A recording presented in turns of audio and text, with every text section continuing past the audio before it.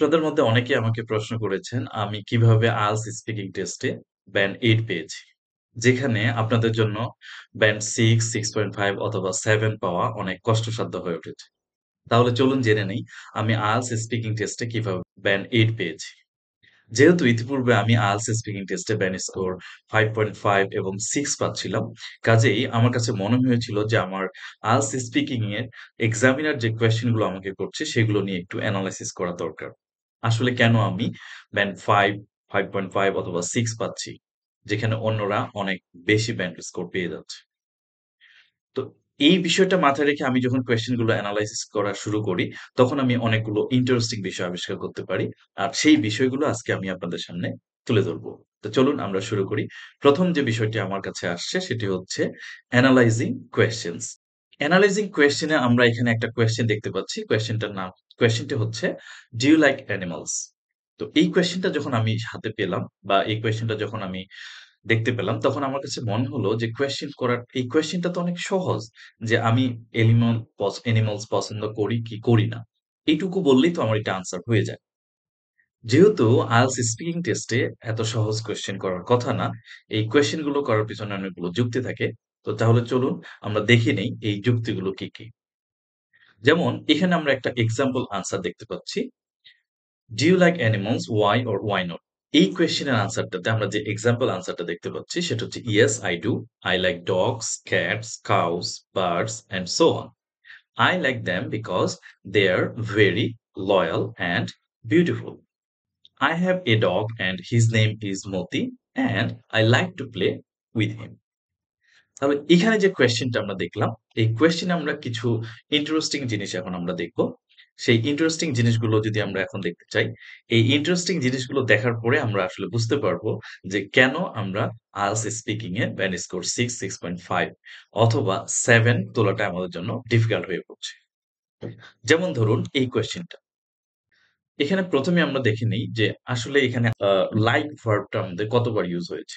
আমরা যদি এই কোয়েশ্চেনটার দিকে একটু তাকাই তাহলে আমরা দেখতে পাচ্ছি যে এখানে লাইক ভার্বটা ১, ২, ৩ বার। অর্থাৎ লাইক ভার্বটা এখানে ৩ টাইমস ইউজ করা হয়েছে।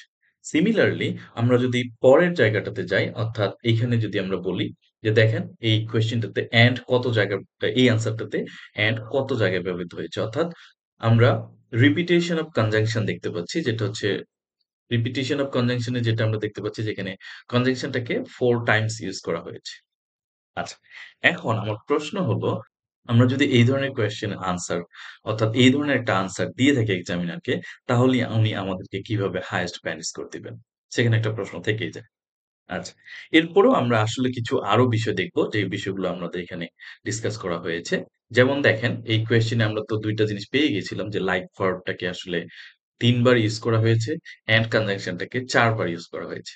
এছাড়াও এখানে আমরা দেখতে পাচ্ছি lack of wide range of grammar. অর্থাৎ এই আনসারটাতে আমাদের ওয়াইড রেঞ্জ অফ গ্রামারের একটা অভাব রয়েছে।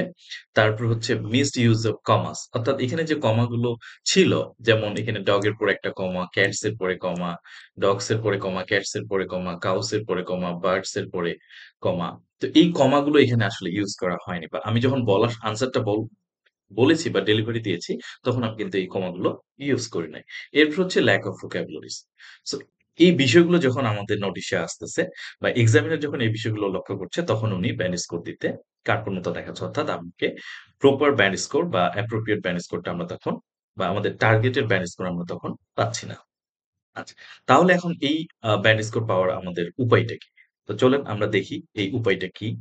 Now let's look at this answer. So এই আনসারটার দিকে যদি আমরা এখন তাকাই, আমরা এখানে কি দেখতে পাচ্ছি? আমরা এখানে দেখতে পাচ্ছি যে কোয়েশ্চেন কিন্তু আমাদের ওইটাই, "do you like animals? Why or why not?" But আনসারটা একটু দেখেন। এখানে বলা হচ্ছে, "well, to be quite honest, in general, I would say that I'm actually quite keen on animals. But in particular, I'd probably have to say that I'm really into domestic pets like dogs.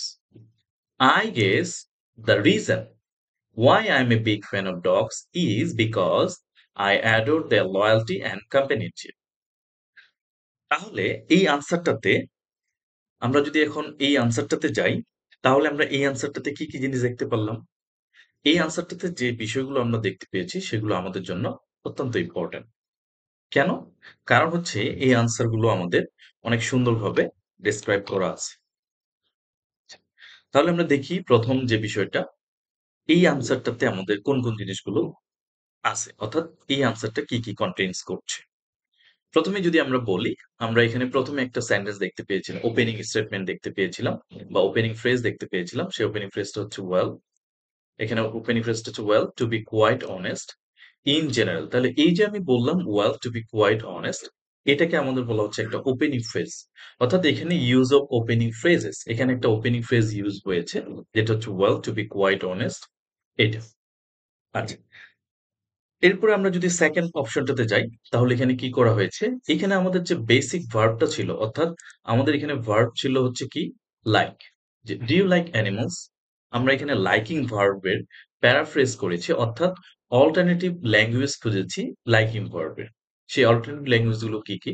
যেমন এখানে বলা হয়েছে কিন on, এখানে আমরা বলেছি really into, এখানে বলেছি এ বিগ ফ্যান অফ এবং এখানে বলেছি অ্যাডোর। সো এগুলো হচ্ছে আমাদের অল্টারনেটিভস, অর্থাৎ অল্টারনেটিভ ল্যাঙ্গুয়েজ ফর লাইকিং ভার্বের জন্য। এখন আমি যদি এই প্রশ্নটা আপনাদেরকে করি যে আমরা আসলে এই একটা আনসারের ভিতরে এতগুলো যদি আমরা ইনফরমেশন দিয়ে থাকি বা এতগুলো ফিচার যদি আমরা দিয়ে থাকি, তাহলে অবশ্যই এক্সামিনার আমাদেরকে একটা ভালো স্কোর দেবেন। আচ্ছা, এরপরে চলুন আমরা দেখি আরো কি আছে এই অ্যান্সার ভিতরে। এই অ্যান্সারের ভিতরে এরপরে আমরা যে জিনিসটা দেখতে পাচ্ছি সেটা হলো এখানে কিছু ইউজফুল এক্সপ্রেশনস রয়েছে। যে এক্সপ্রেশনস গুলো এখানে ইউজ করা হয়েছে, যেমন in general I'd say that, I'd probably have to say that, এরপরে আছে আই গেস। সো এই যে এক্সপ্রেশন গুলো এখানে ইউজ করা হয়েছে, যেগুলো আমাদের আইএলটিএস স্পিকিং টেস্টের একটা অন্যতম পার্ট। সো আমরা যদি এই এক্সপ্রেশনস গুলো ইউজ করতে পারি, তাহলে দেখা যাবে যে এক্সামিনার আমাদেরকে হাইয়েস্ট ব্যান্ড স্কোরটা দিচ্ছে। তাহলে আমরা এই আনসারটার ভিতরে আরো কিছু জিনিস পাবো, যেই জিনিসগুলো নিয়ে এখন আমি আরো ডিসকাস করতে চাচ্ছি। চলুন আমরা আরেকটু দেখে আসি আর কি এই ক্যারেক্টারিস্টিক্স এই আনসারে আছে। আচ্ছা, এরপরে আছে এখানে ভোকাবুলারি। ভোকাবুলারি বিষয়টা যদি আমরা বলতে চাই, যেমন এখানে লয়ালটি কথাটা বলা হয়েছে, কম্পেনিয়নশিপ কথাটা বলা হয়েছে। সো এগুলোকে আমরা ভোকাবুলারি হিসেবে কনসিডার করতে পারি। আমরা লাস্ট যে জিনিসটা দেখবো সেটা হচ্ছে যে জেনারেলি আমরা যেটা করি, আমরা একটা আনসার রিজন দেওয়ার জন্য, যেমন এখানে ওয়াই এবং ওয়াই নট আছে। So why and why not এই ২ টা আনসার দেওয়ার জন্য বা ওয়াই কোয়েশ্চেন এ আনসার করার জন্য আমরা মোস্ট প্রবাবলি কি ইউজ করি?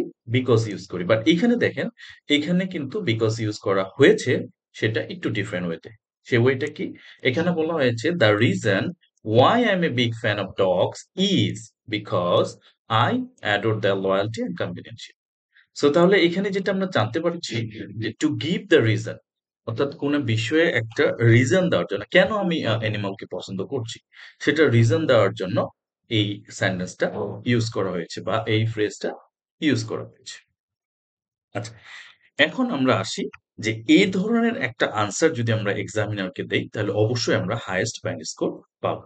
সুতরাং আমরা এটাকে একটা কমন কমেন্টস হিসেবে বলতে পারি যে this is a perfect answer for liking questions. এরকম ভাবে আমি আরো কিছু কোয়েশ্চেনস এনালাইজ করেছি যে কোয়েশ্চেন গুলোর ভিতর রয়েছে, যেমন হচ্ছে how to deal with how often questions, এটা একটা। এরপরে আছে how to deal with double choice question, অর্থাৎ আপনাকে যদি কোনো ডাবল চয়েস কোয়েশ্চেন দেওয়া হয়। এরপরে আছে হলো how to deal with what type of questions. এরপরে আমাদের দেওয়া আছে how to deal with would questions. তাহলে এই কোয়েশ্চেন গুলো আমাদের কি করবে? আমাদেরকে হেল্প করছে। অর্থাৎ এই কোয়েশ্চেন গুলো যদি আমরা এনালাইসিস করে একটা আনসার দিতে পারি, প্রপার আনসার দিতে পারি, তাহলে আমরা আমাদের ডিজায়ার্ড ম্যানুস্ক্রিপ্টটা পেয়ে যাব। এখন প্রশ্ন হচ্ছে যে আমরা আসলেই এই বিষয়গুলোকে কতটুকু জানি?